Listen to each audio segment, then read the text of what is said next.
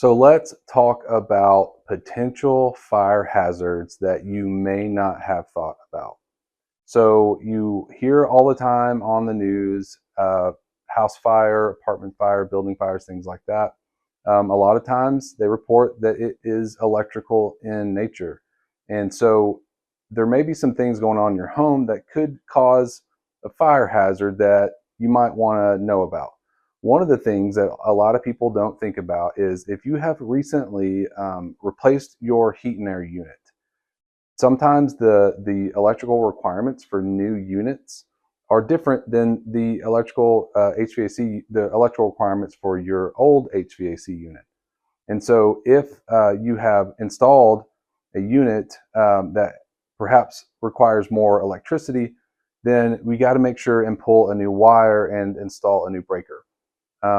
Hopefully your HVAC company would make you aware of that and make sure that you get that wire replaced and installed properly.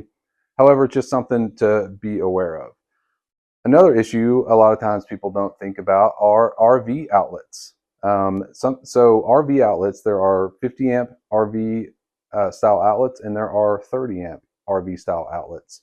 And all of these RVs have adapters that are designed where you can plug them right into a standard 20 amp wall outlet.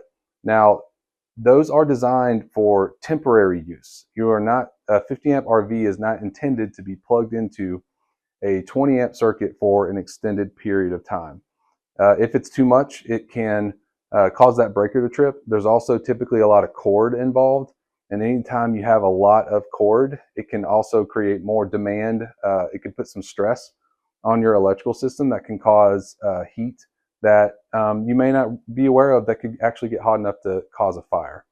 And not just with RVs, also for any extension cords. If you have maybe some examples that we've run into are water pumps of some kind that are mounted a distance away from the house in an agricultural setting, trough heaters, things like that.